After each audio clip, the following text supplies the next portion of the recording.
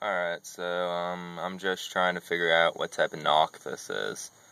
You'll hear rattling when I start it up, and then probably around the 2000 RPM range, you'll hear rattling. Alright.